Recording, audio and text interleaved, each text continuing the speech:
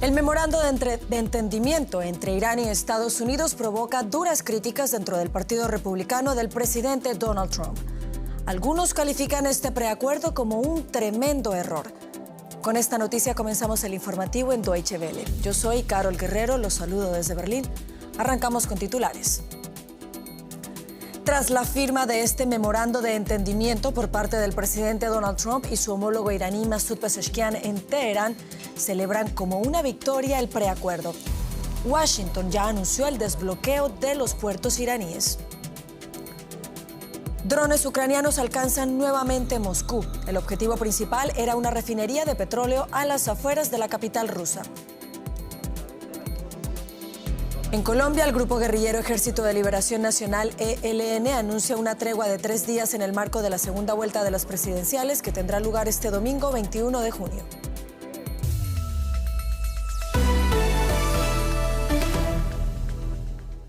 Estados Unidos anunció que levanta el bloqueo a los puertos de Irán. De esta manera comienza a aplicarse lo pactado en el memorando de entendimiento firmado este miércoles por el presidente Donald Trump y su homólogo iraní Masoud Pezeshkian.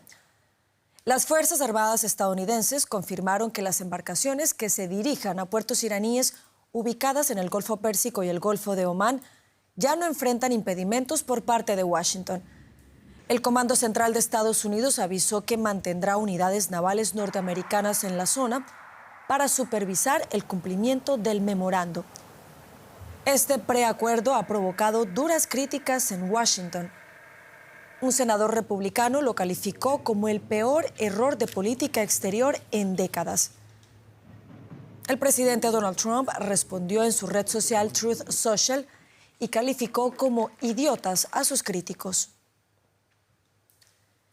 Y el líder supremo iraní Mojtaba Khamenei se pronunció en un mensaje por la televisión estatal sobre el memorando de entendimiento firmado por los presidentes de Estados Unidos e Irán. La máxima autoridad política y religiosa de la República Islámica indicó que en un principio no estaba de acuerdo con el memorando, pero que el compromiso del presidente iraní Masoud Pezeshkian y también de los demás miembros del Consejo de Seguridad Nacional le llevaron a dar su permiso. Khamenei apuntó que las negociaciones para buscar un acuerdo definitivo serán presenciales, sin que eso signifique que aceptarán el punto de vista de Estados Unidos. Mojtaba Khamenei fue nombrado líder supremo el pasado 8 de marzo, tras el asesinato de su padre Ali Khamenei, sin que haya hecho ninguna aparición pública hasta este momento. Y valoramos ahora este memorando de entendimiento con Luciano Zácara, experto en Oriente Medio y el Golfo, y a quien saludamos a esta hora en Qatar. Luciano, buenas noches. ¿En qué se diferencia este memorando de entendimiento firmado por el presidente Donald Trump con el que Irán había firmado hace varios años con el gobierno de Barack Obama? Estamos en una situación muy distinta a la que se tenía antes del 28 de febrero. Sí, es totalmente distinto. Por ahora es un memorando de entendimiento, no hay un acuerdo final. Se espera que un acuerdo se plantee dentro de 60 días y que incluya justamente los aspectos que no se han negociado hasta ahora, que es precisamente el tema nuclear, que justamente es lo que se negoció en el 2015. En el 2015 solo era sobre un tema nuclear sin que existieran otros elementos como el estrecho de Hormuz, el tema de los misiles o el tema de una guerra que no existía antes del 28 de febrero. Por lo tanto, es una situación totalmente distinta comparada con lo que dio origen al acuerdo nuclear del 2015, porque este acuerdo fue el resultado de una guerra para empezar a negociar un tema nuclear que todavía no se ha negociado. Luciano, en Teherán se celebra como una victoria este memorando de acuerdo. ¿Hay motivos para verlo de esta manera? Sí, porque en realidad este acuerdo lo que hace es trabajar las precondiciones o discutir las precondiciones antes de sentarse a negociar el tema nuclear. Un alto el fuego, una apertura de una liberación de los puertos iraníes que estaban bajo bloqueo, condicionar en cierta medida que haya un alto el fuego también en el Líbano en defensa de aliados iraníes de Hezbollah. Digamos, son situaciones que preceden a la guerra y que justamente fueron generadas por la guerra. Quiere decir que Irán ha desplazado el eje de la discusión del tema nuclear a temas preexistentes o a temas que existen a partir del 28 de febrero. Luciano, en este memorando de acuerdo se habla de un programa nuclear supervisado, Pero ¿puede la comunidad internacional confiar en Irán teniendo en cuenta el enriquecimiento de uranio conseguido ya hasta junio de 2025, que rondaba el 60%? Bueno, cabe aclarar que el 60% se llegó precisamente una vez que Estados Unidos se fue del acuerdo nuclear en el 2018 con Trump, y que como parte de, digamos, de la venganza o la revancha iraní dejó de cumplir también las imposiciones que se habían establecido en el acuerdo nuclear.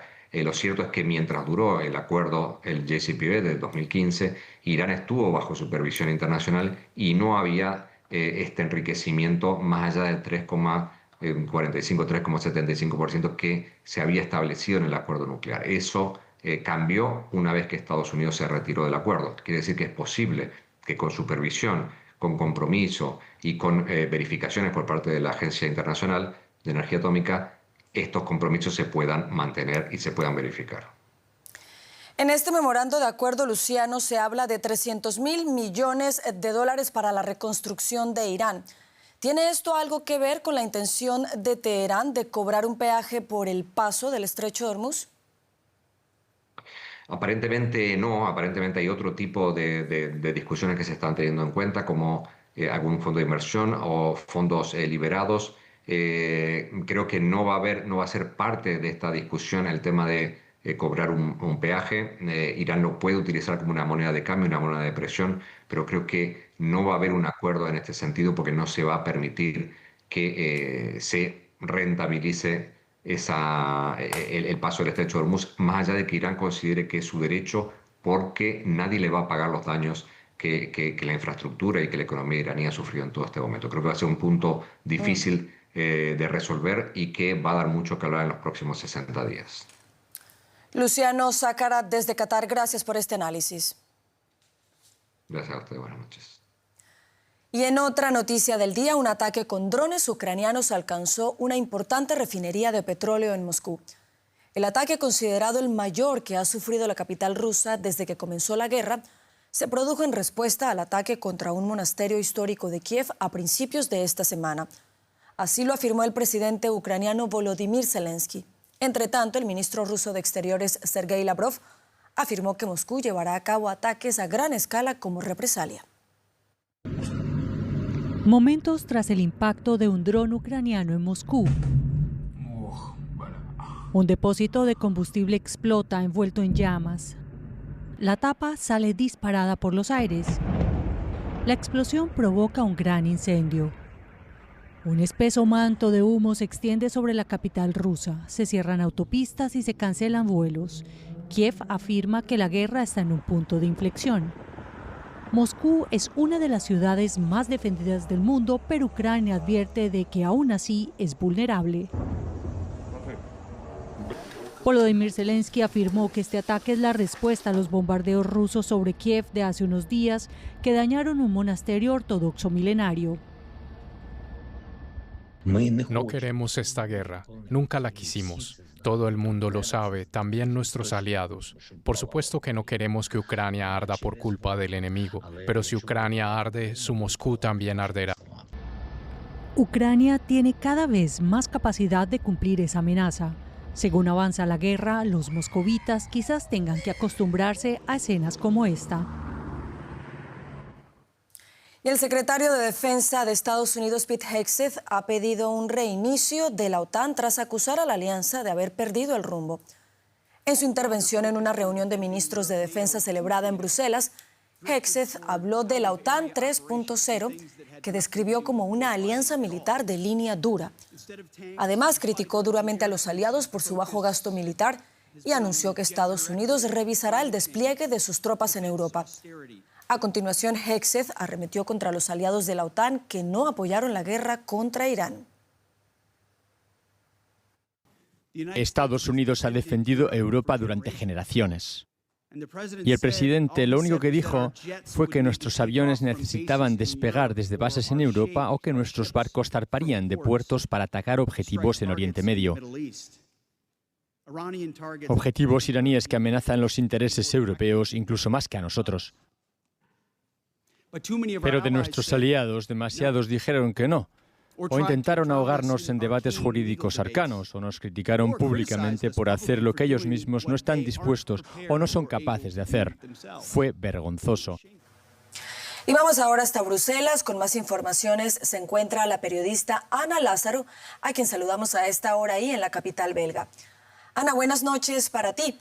Por favor, cuéntanos cómo fueron recibidas allí las palabras de Hegseth por parte de los socios en esta cumbre de la OTAN. Muchos esperaban que Estados Unidos hubiera ya olvidado la no cooperación en la guerra de Irán, ahora que parece que las aguas vuelven a su cauce, pero no ha sido así. Al contrario, la presión ha vuelto a subir y ha subido varios grados. Así que a muchos aliados les ha cogido por sorpresa, pero al mismo tiempo han evitado dramatizar porque este anuncio se inscribe en una tendencia ya anunciada por Washington que consiste en exigir a Europa que asuma más responsabilidades en el ámbito militar. Y en cuanto a las reacciones, Europa lo que pide es orden y previsibilidad. El más vocal ha sido el ministro alemán de Defensa, quien ha advertido contra una retirada precipitada de los estadounidenses, porque para los aliados lo más importante es que la reducción de tropas y de recursos militares se haga de manera coordinada para evitar que haya un vacío en lo que se refiere a la capacidad de reacción militar. Pero globalmente en Europa hay conciencia de que inevitablemente va a tener que asumir más responsabilidad y va a tener que invertir más y más rápidamente en defensa. Mientras tanto, Ana, en otro edificio ahí en Bruselas, donde tú te encuentras, se han reunido los jefes de Estado y de Gobierno y además de hablar de presionar a Rusia, también se discutió la posibilidad de negociar con Moscú. ¿Qué tan realista es esta posibilidad? No se sabe hasta qué punto es realista, pero lo cierto es que algo ha empezado a moverse. Fue el propio entorno del presidente del Consejo, Antonio Costa, quien hizo saber que se habían establecido breves contactos a nivel diplomático con Rusia. La idea sería aprovechar el momento actual en el que parece que Ucrania está recuperando fuerza en el campo de batalla para obligar a Rusia a sentarse en la mesa de negociaciones. Pero los pasos, hay que decirlo, se están dando con mucha precaución, entre otras cosas porque no hay consenso a nivel europeo. Hoy mismo, aquí en Bruselas, en la cumbre, el primer ministro holandés ha dicho que no se puede ser naif y que hay que mantener la presión sobre Rusia.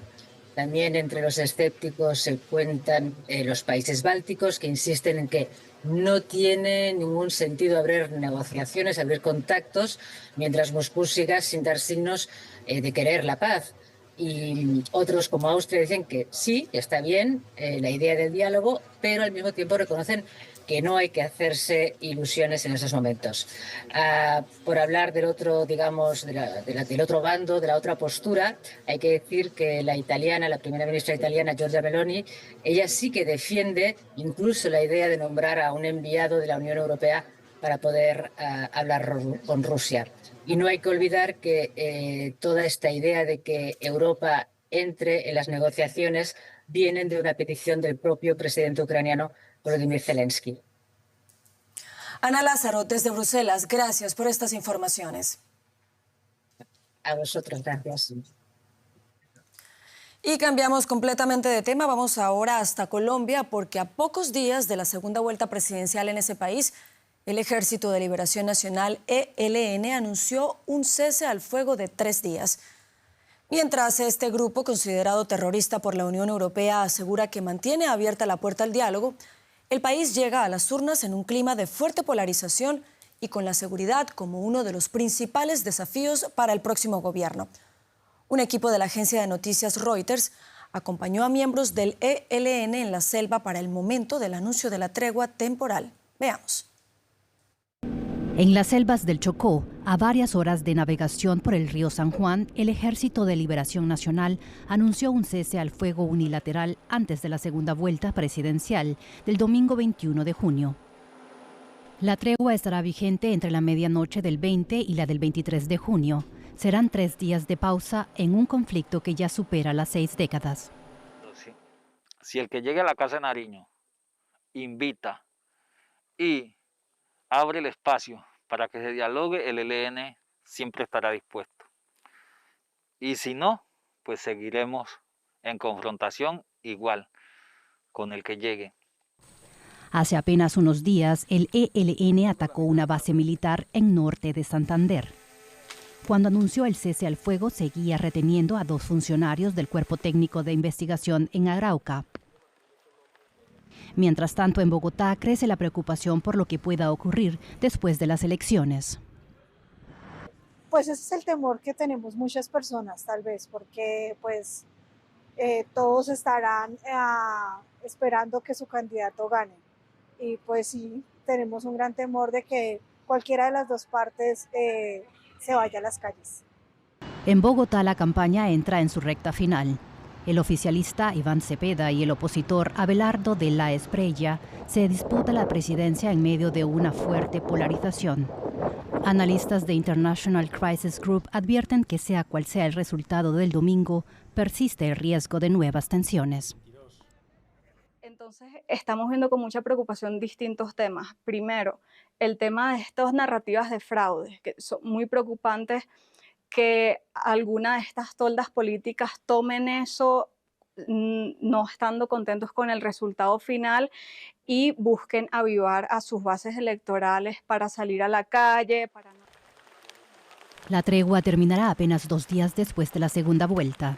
El próximo presidente heredará un país donde la violencia sigue marcando buena parte del territorio y los intentos de negociación siguen sin poner fin al conflicto. Y seguimos ahí en Colombia para analizar el ambiente electoral que se vive en ese país cuando faltan solo unos días para que se lleve a cabo esta segunda vuelta de las elecciones presidenciales. Saludamos en Bogotá al profesor de Derecho de la Universidad del Rosario, Enrique Prieto. Profesor, buenas tardes. Cuéntenos, por favor, qué importancia tiene este anuncio de alto al fuego hecho por el ELN de cara a esta segunda vuelta de las presidenciales. Bueno, efectivamente es importante recordar que el ELN ya había hecho este anuncio en la primera vuelta y tal y como lo menciona el comunicado, pues está garantizando que no exista una presión hacia alguno de los candidatos. Recordemos que Colombia históricamente en varias regiones como el Cauca, algunos lugares de Antioquia, siempre ha existido presión para que los votantes prefieran a alguno de los candidatos tanto en primera o en segunda vuelta. Y en este caso garantiza que las personas, primero, puedan movilizarse libremente, segundo, que no exista algún tipo de duda o inquietud de la libertad de los votantes y tercero, que es algo también muy importante, reduce las posibilidades de argumento sobre un fraude electoral pensado en clave de presión a los electores colombianos. Profesor Prieto, mencionábamos que el tema de la seguridad será uno de los grandes desafíos que afrontará el próximo presidente de Colombia. ¿Cuál cree usted que debería ser la estrategia del sucesor de Gustavo Petro en materia de seguridad? Claro, los retos son inmensos, pero específicamente en la estrategia. Lo primero, Colombia ya no tiene el monopolio aéreo. Recordemos que en el Cauca, en otros lugares, norte de Santander, pues los grupos armados, los grupos criminales tienen drones y esto ha cambiado totalmente la balanza en el campo de batalla. Segundo, muy importante, las estructuras ya no son jerárquicas, sino que cambian y están también aliadas a nivel internacional. Estamos pensando, por ejemplo, del Tren de Aragua. Y tercero, un gran reto, el derecho internacional, derecho penal internacional. Recordemos que Colombia tuvimos abierta una investigación preliminar por la Corte Penal Internacional desde el 2012 hasta el 2021, así que una nueva enfrentamiento, una nueva apuesta en contra de los grupos armados debe ante todo respetar el derecho internacional. Profesor Prieto, de acuerdo con las autoridades colombianas, aunque existen plenas garantías de seguridad para que la segunda vuelta de estas elecciones no se pueden descartar posibles tensiones políticas posteriores, en particular si el resultado de los comicios es muy ajustado. ¿Qué se puede esperar ante tal escenario y en torno a la seguridad que preocupa a las autoridades? Al respecto, es importante recordar lo que mencionó el ministro de Defensa colombiano, el ministro general retirado Pedro Sánchez, y que va de mano de lo que mencionaba una de las personas que acaban de entrevistar aquí en Bogotá, y es la polarización en este momento es muy alta. A nivel familiar uno lo siente, profesional en las calles se siente.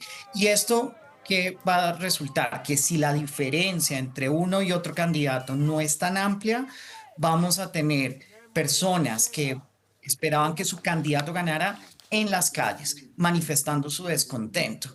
Y cierro con algo adicional, y es por eso que todo este tema de seguridad, todo este tema, por ejemplo, volviendo a la primera pregunta, que el ELN hace un cese o se va a obligar a no tener acciones militares en contra de la fuerza pública, es tan importante para reducir esas críticas frente al proceso electoral. Esperemos que la jornada sea pacífica y que todos, como colombianos y colombianas, podemos ir a las urnas y respetar el resultado, sea el que sea.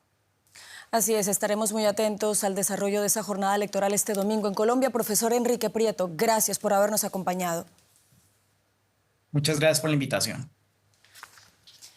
Y ya nos acompaña en el estudio Paco Furió, lo que quiere decir que llega la hora de la información económica y vamos de Colombia hasta Cuba, Paco. Así es, Carol, nos vamos a Cuba porque el presidente de este país, Miguel Díaz-Canel, anunció cerca de 200 reformas pro mercado, con las que pretende sacar al país de la profunda crisis económica agudizada por los bloqueos energéticos y empresariales de Washington.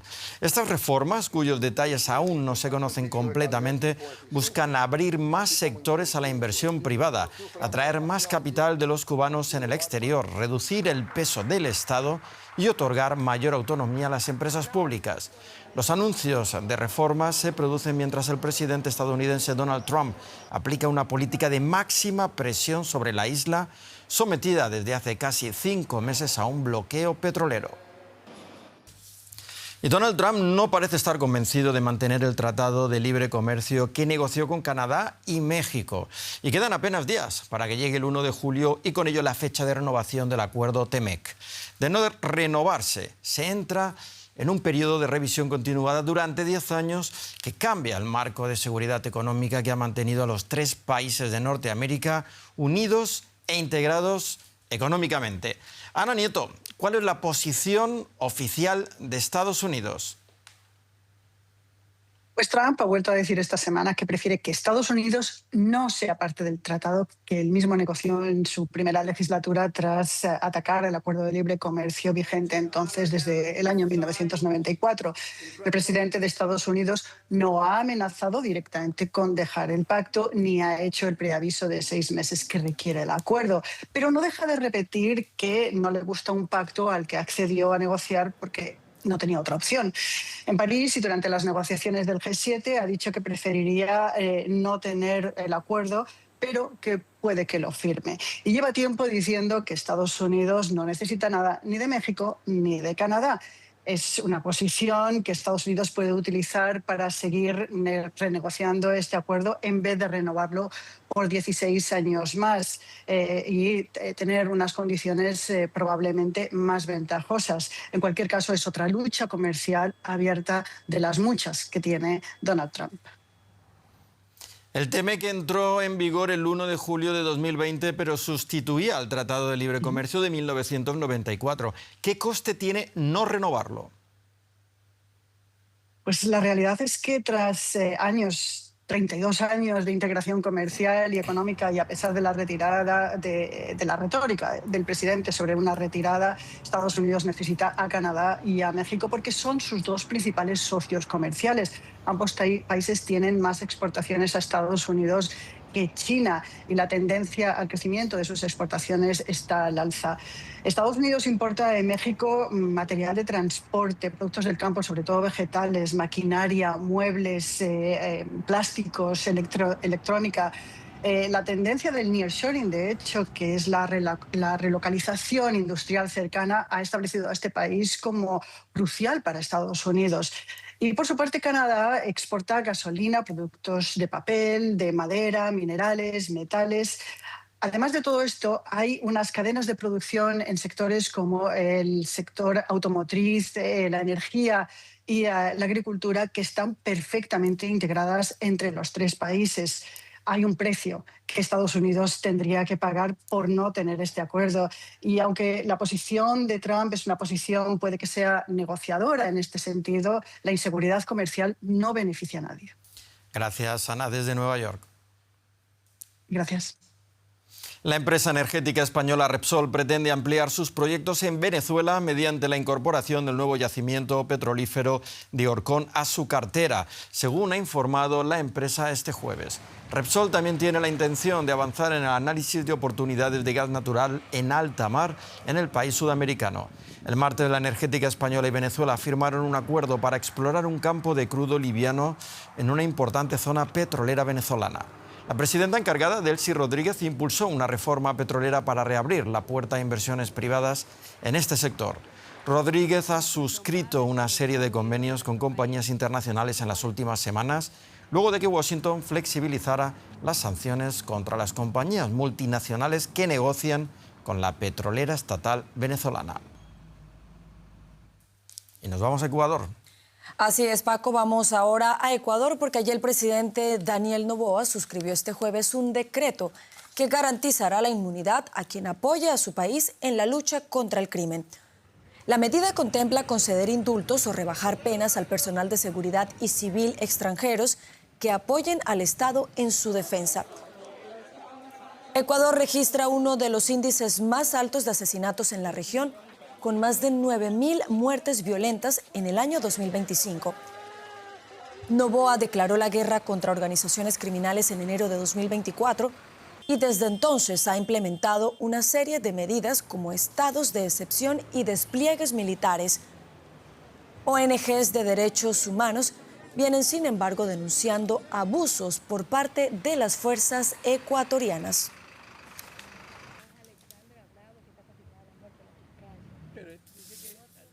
Y con esto llegamos al final del informativo. Continúen conectados a Deutsche Welle. Los espero en menos de una hora con más noticias.